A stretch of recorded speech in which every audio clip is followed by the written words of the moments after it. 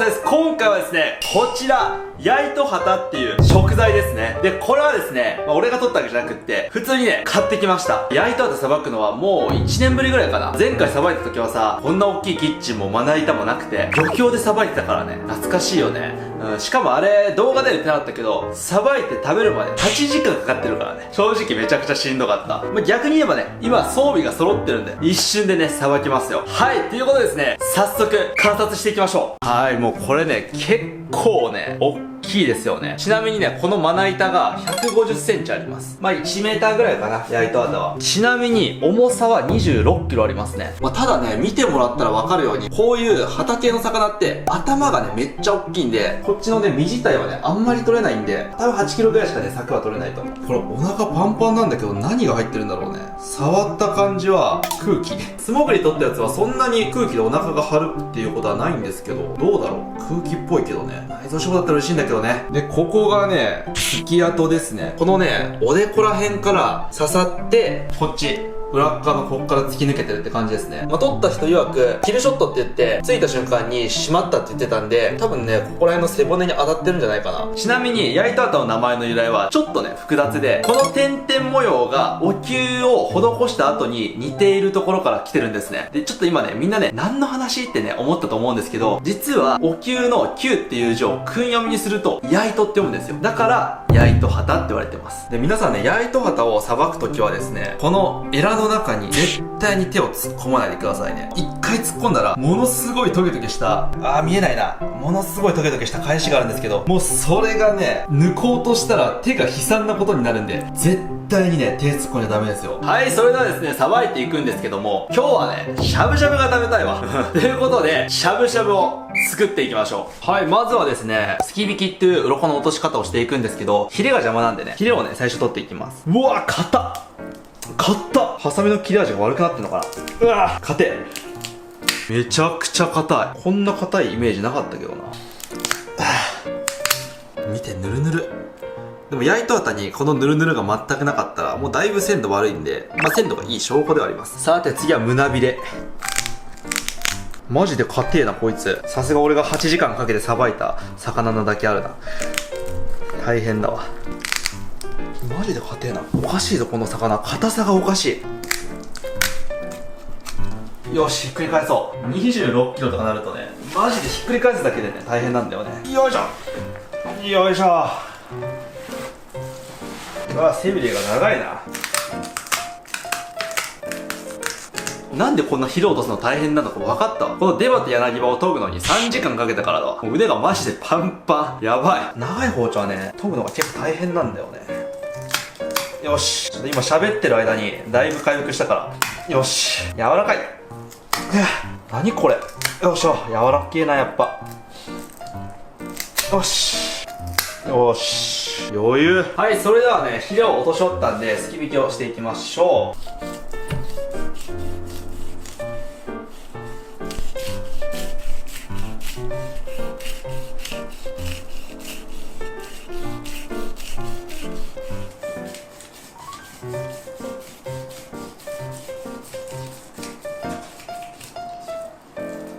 長っ。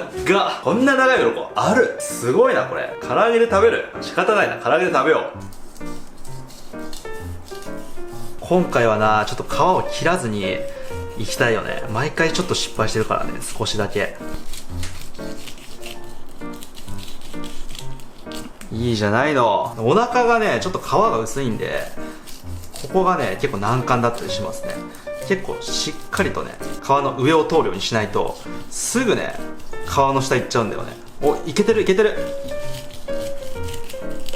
よし、上達したな俺も。結構ね、大型の旗に関しては、鱗がね、皮とね、かなりひっついてて、めちゃくちゃ取りづらいんで、すき引きがね、一番楽ですね。鱗取りとかで取るとね、マジで、1時間2時間普通にかかります。こんぐらいの大きさだと。もうちょい、こんぐらいだったらね、1時間ぐらいかな。カメラ回してない時にミスったんだけど、一番最悪なパターンね、これ。このね、おでこの辺もね、取っていきましょう。はい、そしたら反対側。よいしょ。おしおしおしおしおしおし。これね、実はね、まな板が30キロあって、でこの魚が26キロなんで、ここだけで56キロあるんです。もうね、マジで動かない。めちゃくちゃ重たい。はい、じゃあ裏面もやっていくんですけども、こっからはね、早送りでぶっ飛ばしていきましょう。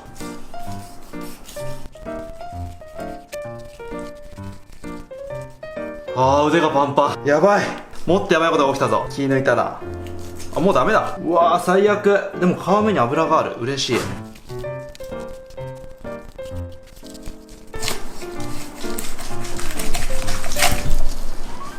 はい、それではね、すき引きが終わりました。むずいわ。ということでね、ちょっとこのパンパンのお腹の中身ね、見ていきましょう。これ内臓脂肪だったらちょっともう、泣いちゃうかも、俺。うわ、なんだこれ。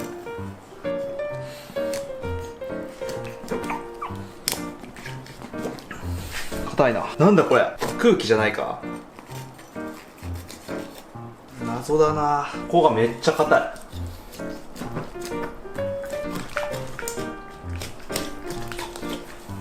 よし。すごいなこれ。やっぱ大きい魚ってさ、この内臓が全部膜みたいなんで繋がってるんだよね。こんなに膜張ってることはなかなかない。で、ここにね、空気かな、なんだろう、すごいパンパンの器官がある。これ膜すごいな。硬いわ、膜が。あれ、なんか出てきたぞ。これ釣り針じゃない？よいしょ。何これ、魚？ちょっと待って。これ生き物に見えるんだけど。うわ、びっくりした。動いてないか。何これ。これ何？これ何かわかんないんですけど、とりあえず何かの魚ですね。ウツボの稚魚とかに俺は見える。ただ元からこの形っていうわけではなさそう。背骨とかが浮き出てるから。なんだろうこれ。ヤイトハタのお腹の中でミイラ化したのかな。すっごい硬い。どうしようかな。ちょっとこれ珍しいものかもしれないんで取っておきます。すげえ。何これ。なんかマジでミイラにしか見えないんだよね。ほら、何なんだろうこれ。これ胆のうが超長いですね。これ見て。とりあえず内臓取り出していきましょう。お腹パンパンの原因、これ浮き袋だな。この白いの浮き袋ですね。残念。割ります。ほら、もう縮んだ。なんだ、浮き袋か。やっぱ空気だったね。やっぱ触ったらね、大体わかるんだよね。外側からでも。そう、これなんだよな、ヤイトハタの内臓。全部繋がってるから、取り出すのがマジで大変なんだよな。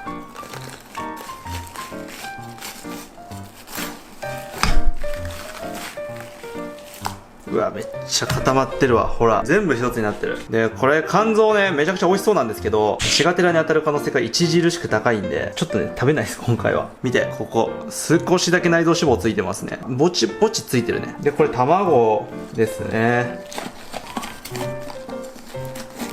最近思ったんだけど、肌って大きくなるとオスになるって言ってたけど、なんかそうでもないよねっていうのにね、気づいてきた。卵のまだ熟れてない状態ですね。でも胃袋なんかでかいの入ってるぞ。これなんか入ってんな。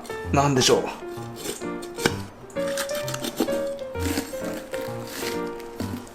あれ、何も入ってない気がしてきた。開けてみましょう。うわ、入ってるわ。うわー、ハリセンボン食ってる。これ前もハリセンボン食ってなかったっけ。これハリセンボンのトゲです。くっさトゲですね。はい、そしたらですね、ここ浮き袋ついてるんで、これを剥がして、剥がせないなこれ。結構頑丈にくっついてるわ。まあ、別に剥がさなくてもいいか。こう血合いにまず傷を入れて、この辺は手で取れますね。固まってるんで。はい、こんな感じで、ささらでね、洗い流していきます。ちょっとね、さすがにね、でかすぎて、血合い取るのが大変すぎたんで、頭一旦落とします。20キロのね、茶色丸肌っていう同じような魚は、そんなに大変じゃなかったんだけど、5キロの壁って全然違うね。これめちゃくちゃさばきづらい。すっごく大変。はい、そしたら、頭を落としていきましょ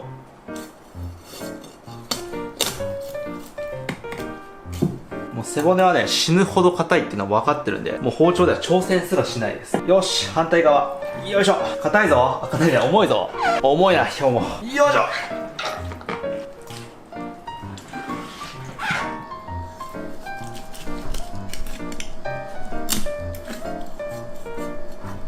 ここにあるでかい背骨はですね、なんかね、関節に入れたところで、なんか外れないんで、ノコギリでいきます。挑戦したくなってきたな。包丁でいってみる。ここが関節。このでかいレバーならいけるんじゃないか。入りきらないんだよな。こういうことしてるとね、包丁かけるからね、ノコギリでいきましょう。硬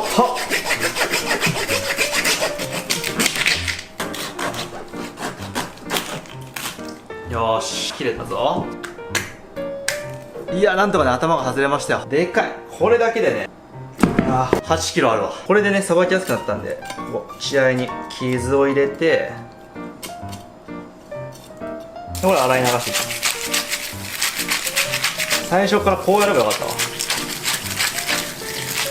はい、それではですね、これ綺麗になったんで、おろしていきます。今からね、おろしていくんですけども、今回は3枚じゃなくて2枚でね、いきます。で、これなんでかっていうと、魚の脂肪って、不飽和脂肪酸っていうものでできてて、どういうものかっていうと、めちゃくちゃ酸化しやすいね、性質を持ってるんですね。だからね、空気に触れると、すぐにね、味が落ちるんですよ。なんで、骨と皮に覆われて、空気に触れてない部分を作って、どうせ今日食べれないんでね、明日食べたり、人に配ったりするために骨をつけてね、置いときます。はい、そしたらですね、こっち、比較的綺麗な方じゃなくって、このだいぶ失敗しちゃった方をね、やっていきます。これもね、もう皮がなくなって空気に触れちゃってるんでね、もう劣化しやすいんですよね。さて、3枚におろしていきますか。もういつもね、お腹側からさばいてるんで、ちょっと新鮮ですね、なかなか。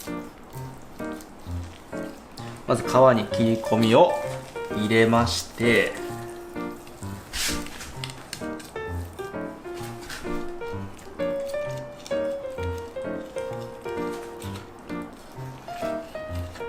これ身の重みがすごいな。よくさ、これの一回り大きい40キロのをさ、三徳包丁でさ、さばいたよね、去年。大変だったよ、マジで。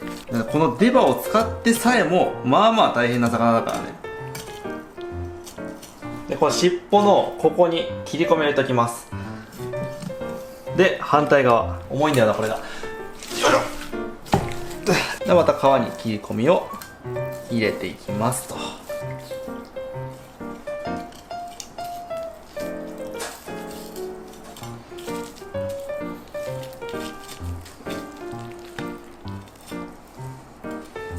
よし。はい、そしたら、ここに腹骨が繋がってるんですけど、これもね、硬くて包丁で取るのが大変なんで、ハサミでいきます。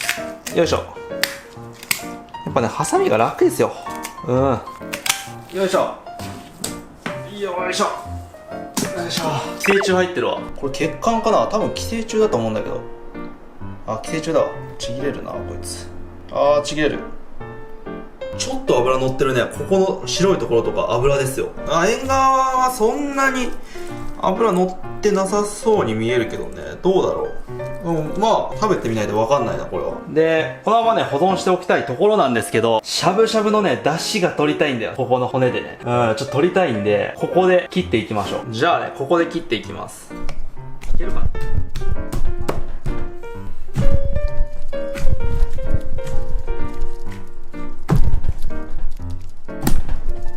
うわ、油でギトギトだ、包丁が。これ、めっちゃ油あるかも、もしかしたら。でっかい出刃包丁って、この刃の先端がね、薄くて、で、こっちの刃の塚の根元の方はね、分厚くできてるんで、こっち側はね、多少雑に扱っても折れないんですよ。尻尾の部分はちょっと匂いがあったりするんで、ここを使っていきます。いきます。ここに包丁入れていきます。はい、下手くそ。いくら出刃が頑丈とはいえ、関節に入れなきゃ刃が通んない。ごめん、マジで硬いわ。ハサミでいきます。マジで硬い。なんだこの硬さ。こんな硬いことってある？このダイヤだわ、ダイヤ。変なところで切れたな。はい、そしたらですね、これを下ろしていきます。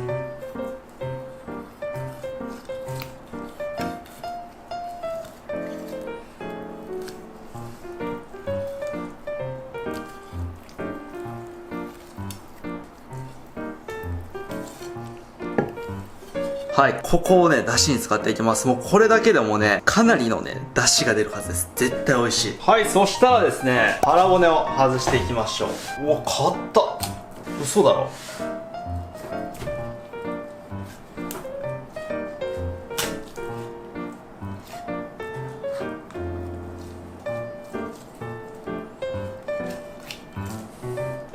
ここれもね、ちょっと出汁に使っていきましょうか。で、ここね、まだ皮が残ってるんですけど、まあ、刺身で食べるんだったら、ここの皮もちゃんと取らないと匂いがあってね、ちょっと味が落ちちゃうんで、あれなんですけど、今回はですね、火を入れるっていうことで、もうここ取らないです。うん。もったいないんでね、ここの皮も。はい、それではですね、次、ここにあるね、中骨っていう骨をね、取っていきます。どっから骨あるんだろう？わかんねえな、触っても。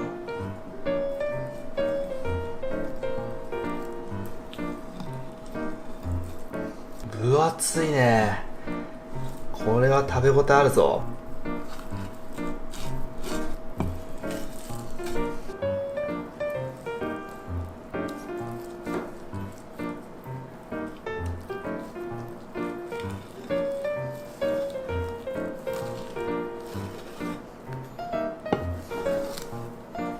でちょっとね、このままだとさすがにね、でかすぎて使い勝手が悪いんでね、まず半分に切っていきます。でこれもまたね、半分に切っていきます。もうこれでも相当でかいからね、もうもりもりで、またこれもね、ここで半分に切って半分に切っていきます。やっぱこんぐらいね、ちょっと小分けにしていかないとね、使いづらいよね、やっぱり。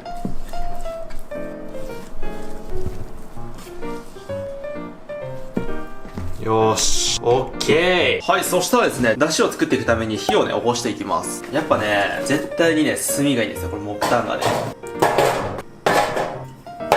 さて、着火。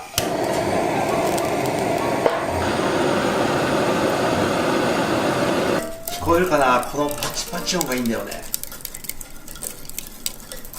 はい、ということでですね、火がつきました。まあ、いつもね、俺は、霜降りって言って、ちょっと穴をね、お湯にくぐらして匂いを取ってから、鍋とかそういうのしてるんですけども、この焼いてからやるやり方もね、また美味しいってね、聞いたんで、今回ちょっとね、やってみようと思います。めちゃくちゃ楽しみ。ちょっと焦げがつくぐらいね、焼いていきます。まあ、油敷いた方が良かったかな。くっつきそうだよね。まあ、いいでしょう。やばい。でかすぎる、身が。油敷いた方がいいな、これ。このままでもうまそう。家の中で火使うとね、一酸化炭素中毒になる可能性があるんで、皆さんはね、真似しないでくださいね。めちゃくちゃ換気してますからね、今。さて、いい感じの焼き色になってきましたね。いいでしょう。おお、いいね。はい、そしたらね、これを出汁に使っていくんですけど、ちょっと待って、ごめん。食っていい？一旦、ちょっと。これちょっとごめん、食べるわ。スペアリブみたいなもんだよね。あばらだから。柳葉で切るなって文句言われそう。うるさいよ。ちょっとこれ食おう。塩かけてね。そんな油乗ってないと思ったんだけど、今手触ったらね、ギットギトになった。これはすごいかも。もしかすると。ちょっと塩かけて、これ絶対うまいでしょ。いただきます。骨がいっぱいあるから。めちゃくちゃうまいです。ちょっと出汁に使うのやめようかなと思ってるぐらい。だって別に出汁骨使えばいいから、このね、骨をね、また鍋に入れとけばいいんだからさ。もう今から食いたいところですけど、もう一回焼いてると切り身の鮮度が悪くなっちゃうんで、ね、仕方ない、もうこれでやろう。やばい、まな板の上が散らかってる。これ水道水使うのもったいないけど、水道水でいいだろう。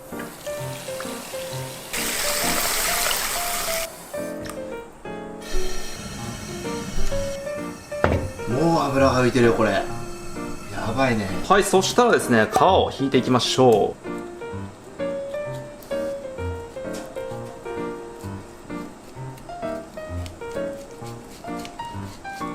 う。よし、まあまあうまくいったね。うわー、すごいよこれ。俺が住んでるところ南だからあんまり油乗ってることないんだけど、皮目の油がね、すごい。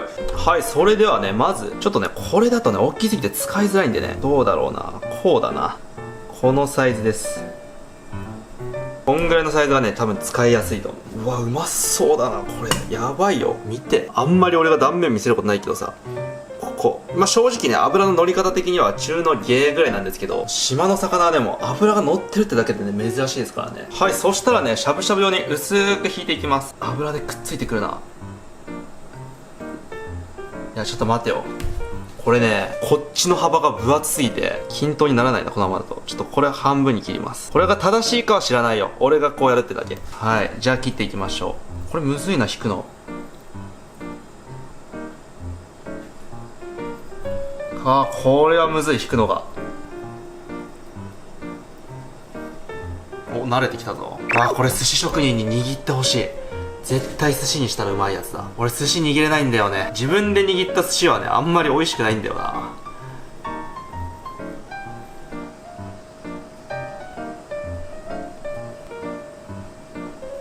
はい、そしたらね、ここお腹なんですけども、ここはね、普通に茹でて食べようと思います。ちょっとね、食べやすいサイズにね、切って、なんだ、鱗？骨があるな、ここに。切れなかったな。骨があって。でこれ皮硬いんでね、ちょっと皮に切り込み入れていきます。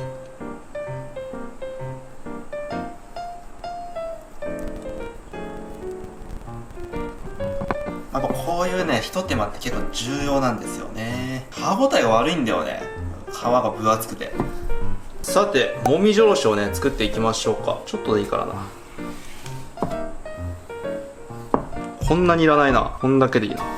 なんかさ、ピーラーってさ、剥くの簡単だけど、洗うのめんどくさいよね。そう。だからちょっとね、俺は包丁で剥く派ですね。大根。こんぐらいだったら。あれってさ、どうやって簡単に洗うんだろう。あと、ザルのね、簡単な洗い方もわからん。めちゃくちゃめんどくさいから、なるべくね、ザルとピーラーは使いたくない派。はい。オッケー。で、これ、おろし器で、なんて言うんだろう。すりおろし器でね、おろしていきます。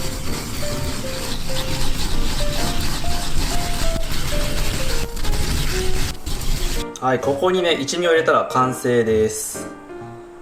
大根と一味を混ぜるだけでうまいっていうね、革命だよね。やべえ、なんか容器に取り出してやればよかったな。まあいいだろう。ほんで、これを取り出してね、ちょっと絞っていきます。無駄な水分を。オッケー、これで、いいでしょう。これもみじおろしの完成です。はい、そしたら最後、薬味にネギですね。根っこを切り落として、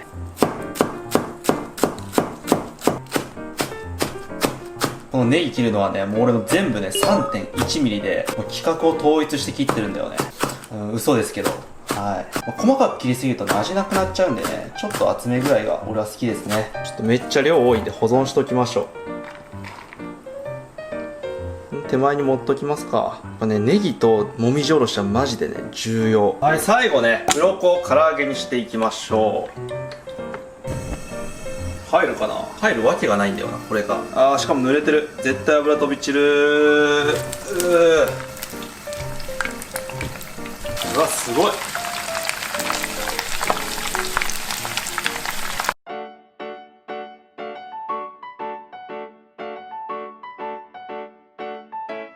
はい、それでは完成しました。いただきます。ちょっとね、とりあえず穴がね、邪魔なんでちょっと取り出していきましょう。よいしょ。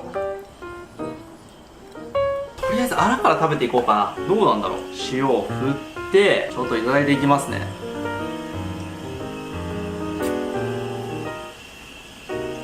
やっぱりね、焼いた後の方がうまいっすね。出汁がね、溶け出しちゃってるんでね、これ自体の旨味は少なくなってますね。まあぼちぼちうまいぐらい。はい、それではね、しゃぶしゃぶしていただきましょうか。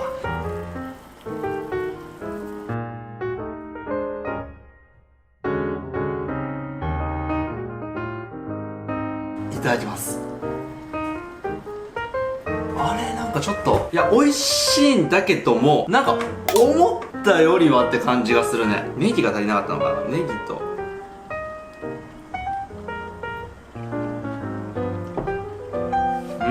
ちょっと刺身でも食ってみようかな。刺身。なんか刺身の方が美味しいかも。すっごい濃厚な味。油も乗っててめちゃくちゃ美味しいですね。ただちょっと残念な点としては、やっぱりね、26キロで、かなり大きい個体なんでね、ちょっとね、筋っぽさがあるっていう。食感に関しては、ちょっとって感じはあるけども、味は抜群にうまい。じゃあね、この切り身、これを茹でてね、食べてみようと思います。でね、その待ってる間に、このバケモンみたいな鱗をね、食べます。いただきます。うまい。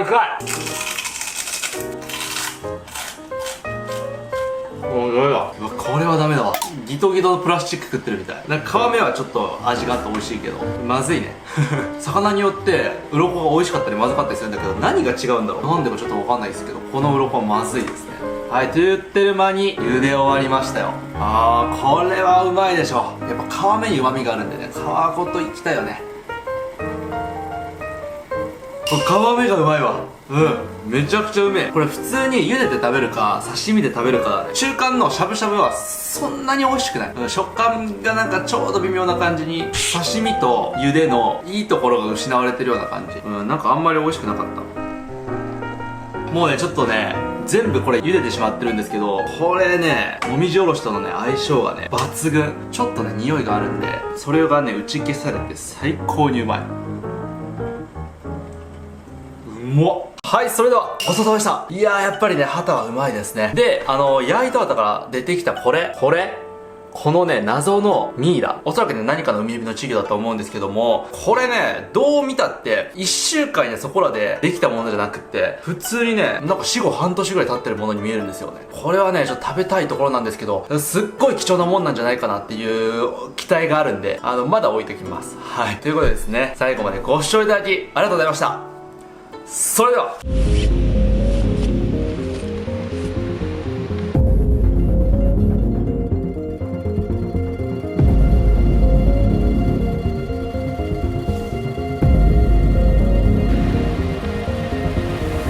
やっと着いた。食料なし、水なし、火なしです。